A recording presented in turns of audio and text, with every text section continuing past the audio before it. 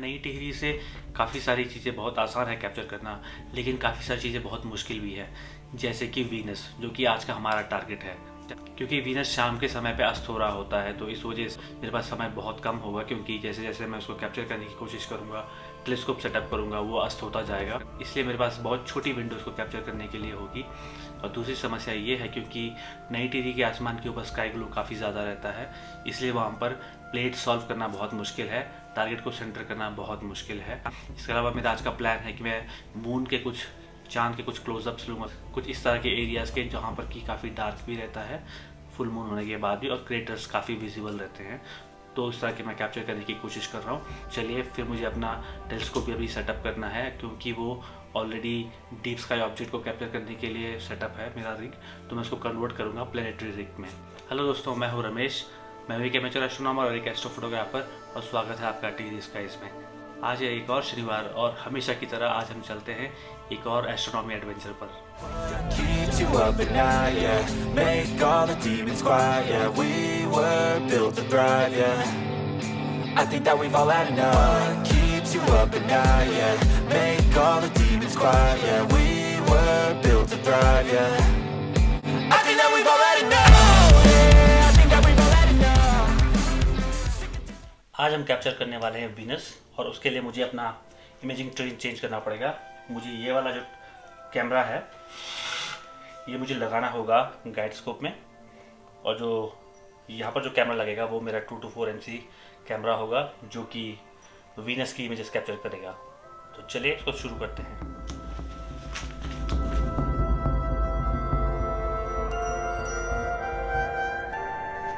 तो अपनी इस रिग को डीप स्काई रिग से प्लेनेटरी रिग बनाने के लिए मुझे सबसे पहले कुछ चेंजेस करने पड़ेंगे।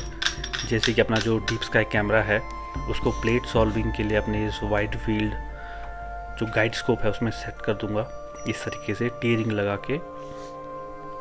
और अब मैं अपना जो ये IR कट फिल्टर है, ये प्लेनेटरी के लिए ज़रूरी है, इसको मैं 2 इंच के अडाप्टर में लगा दूंगा इस तरीके से। और फिर मैं इसको अपने प्लेनेटरी कैमरा में इस तरीके से फिट कर दूंगा, और अब इसमें टी रिंग लगा दूंगा, जो कि बहुत ज़रूरी है, ताकि मैं इसको 1.25 इंच का जो बारलो आता है, 2x बारलो, ये सेलेस्ट्रॉन ओमनी वाला बारलो है, इसमें मैं इसका लगा दूंगा इस तरीके से। बस ये तैयार है। और अब मैं अपने स्कोप में ये अडाप्टर लगा दूंगा, और फिर अपने इस कैमरा को इसमें प्लेस कर दूंगा।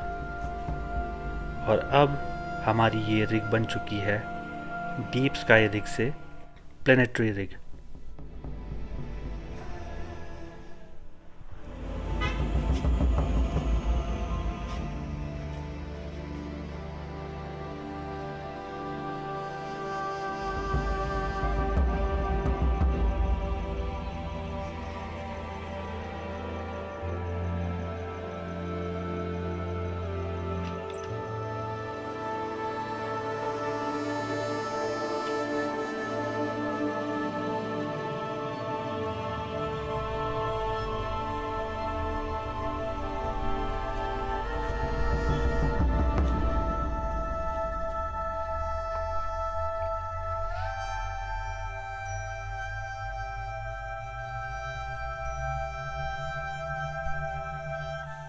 क्योंकि जहाँ पर मैंने आज अपना टेलीस्कोप लगाया है वो थोड़ा हाइट पे है, तो यहाँ से मुझे पोलर अलाइनमेंट करने में ज़्यादा दिक्कत नहीं हुई, क्योंकि थोड़ा बहुत पोलैरिस विजिबल था।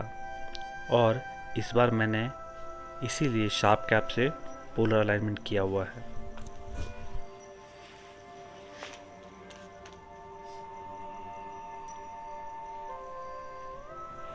अब बारी है टेलीस्कोप को किसी स्टार की तरफ स्लो करके स्टार फोकस करने की, ताकि मेरे टारगेट एकदम क्रिस्प आएँ।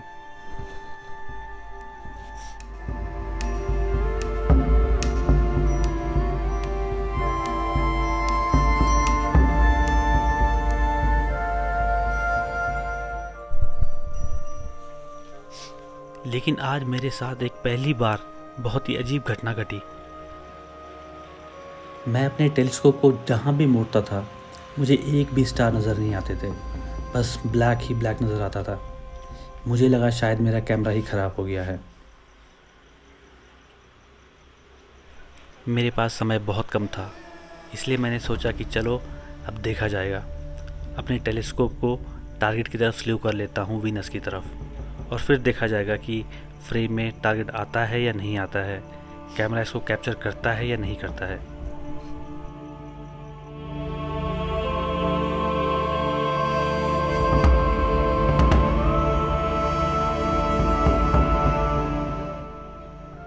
लेकिन इसके बाद भी कोई फ़ायदा नहीं हुआ।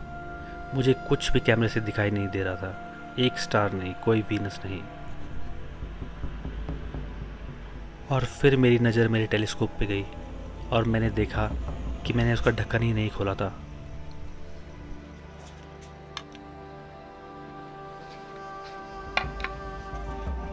खैर, अब सब कुछ ठीक चल रहा था, लेकिन समय निकला जा रहा था। मुझे जल्दी से जल्दी वीनस को कैप्चर करना होगा, नहीं तो अगला मौका पता नहीं कब मिलेगा। आखिरकार वीनस मेरे फ्रेम के सेंटर में आ ही गया था, लेकिन ये अभी भी बिना बारलों के हैं। अभी मुझे बारलो लगा के इसको ढंग से कैप्चर करना पड़ेगा, लेकिन फ़िलहाल मैंने इसको फोकस भी कर लिया है।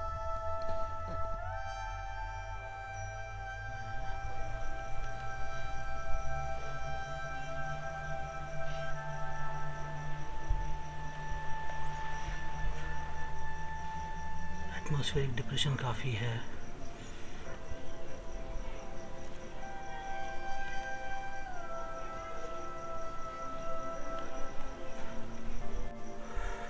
चलो इसको कैप्चर करता हूँ, फिर मैं दोबारा से करूँगा। मैंने कम गेन के साथ इसको कैप्चर किया है, देख सकते हैं। इससे पहले कि मैं बारलो लगाकर इसको कैप्चर करता, कुछ लोग मुझे मिलने आ गए और मैं वीनस के क्लोज़अप शॉट्स लेने से चूक गया। अब मैंने जैसी भी इमेज ली है वो मैं आपको लास्ट में दिखाऊंगा। मैं सेशन वाइंड अप करने ही वाला था दोस्तों, लेकिन तभी मुझे कुछ दिखा। ये देखिए, होराइजन पे आप अगर देखेंगे तो सेंटर में अगर आप देखेंगे तो मार्स आ चुका है। तो चलिए अब मार्स को कैप्चर करते हैं। मैं सोच रहा हूँ कि जब तक मार्स ऊपर आता है तब तक क्यों ना कुछ जुपिटर की ही इमेजेस ले ली जाए। ये मेरा दूसरा प्लेनेट है आज की रात को।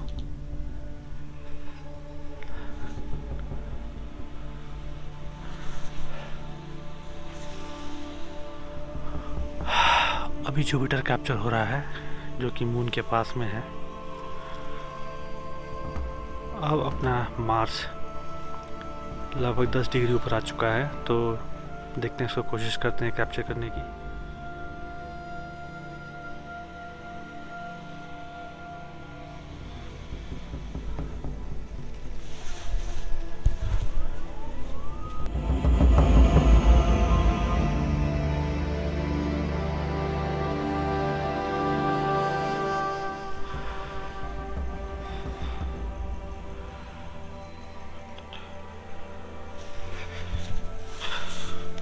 सबसे पहले इसको फोकस कर लेते हैं।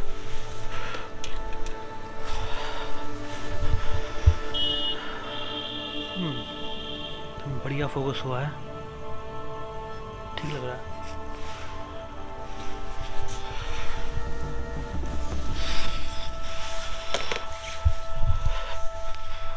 अब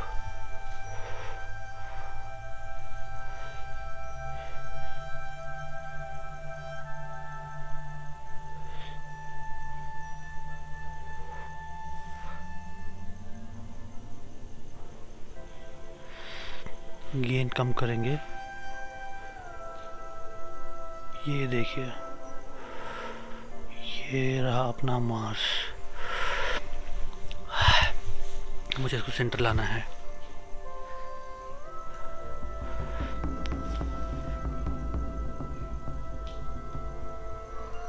बस बस बस बस बस।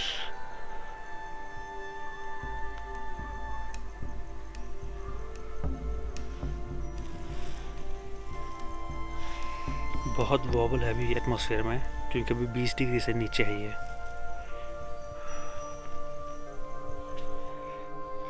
लगता है मेरे लैपटॉप में कुछ प्रॉब्लम हो गया है, ये रिमोट कनेक्ट ही नहीं हो रहा है, बस यही बार बार प्लीज़ वेट बता रहा है। तो अब मैं अपने फ़ोन से इसको एक्सेस कर रहा हूँ रिमोट पीसी को, और अभी ये टारगेट काफ़ी ऊपर आ गया है, 20 डिग्री से ऊपर है मार्स, तो इस वजह से वॉबल बहुत कम हो गया है। तो अब मैं इसको इसी से कैप्चर करूँगा फ़ोन से। हालांकि मैं जज नहीं कर पा रहा हूँ क्लैरिटी क्या है, क्योंकि फ़ोन की स्क्रीन बहुत छोटी होती है और इसमें मार्स बहुत ही छोटा दिख रहा है। अगर जूम भी करूँ तो भी इतना कुछ आइडिया नहीं हो रहा है। खैर, अब मेरे पास कोई और ऑप्शन नहीं है, मेरा लैपटॉप रिमोट नहीं हो रहा है, तो इस वजह से फ़ोन से ही अब मुझे मैनेज करना पड़ेगा। तो चलिए मैं इसी से कैप्चर करूँगा और फिर देखूँगा कि कैसे रिज़ल्ट्स निकल के आते हैं।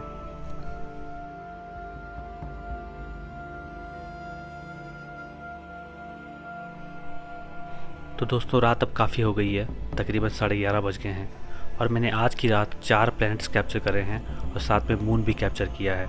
इस बीच में मैंने सैटर्न पे भी स्ल्यू किया और सैटर्न की भी कुछ इमेजेस निकाली, और मून के तो मैंने कुछ 4-5 एरियाज़ के इमेजेस निकाले हैं। तो चलिए अब मैं अपना सारा टेलीस्कोप समेटता हूँ और नीचे लेके जाता हूँ। फिर मैं इन इमेजेस को प्रोसेस करूँगा कल सुबह, और फिर मैं आपको दिखाऊँगा कि ये इमेजेस किस तरीके से बन के आई हैं।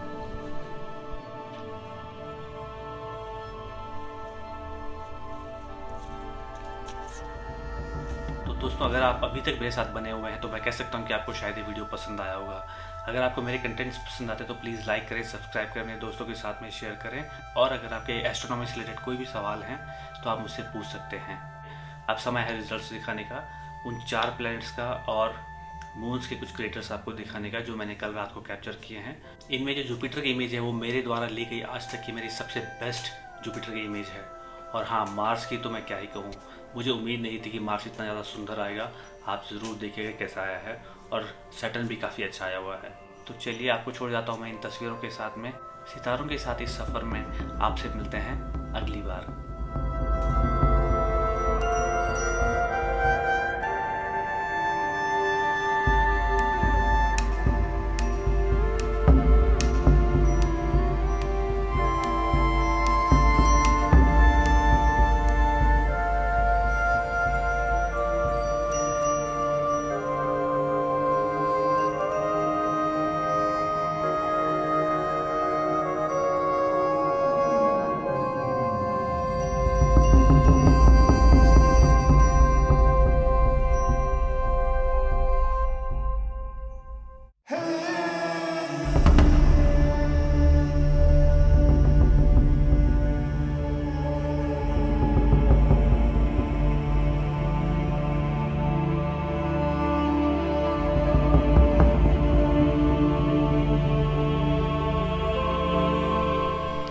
मुझे बहुत सारे लोग पूछते हैं कि मैं अपने टेलीस्कोप को पावर कैसे देता हूं। तो ये मेरा एक पावर बैंक है जो कि 9600 AH का बताता है, और ये इसमें 2 सिगरेट प्लग है। इसको मैं अभी तक यूज़ करता था, लेकिन अभी मैंने रिसेंटली एक पावर बैंक ये बनाया है। ये पावर टैंक है असल में, ये मैंने खुद बनाया है अपने हाथों से, DIY प्रोजेक्ट, आप ये देख सकते हैं। और इसके अंदर 100 AH की बैटरी जो कि मेरे रिग को सप्लाई दे सकती है लगभग 1 या 2 दिन तक, पूरी रात भर।